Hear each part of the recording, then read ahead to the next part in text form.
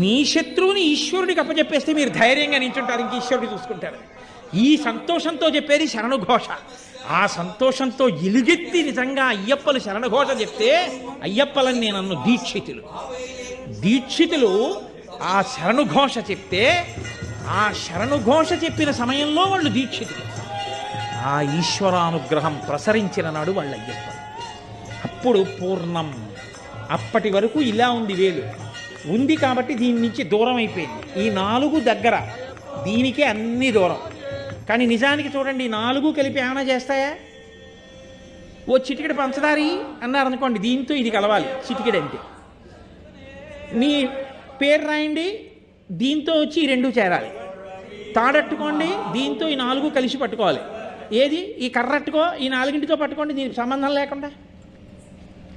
ఈ 4 ఉన్నా ఇది లేకపోతే ఎందుకు పనికిరావు.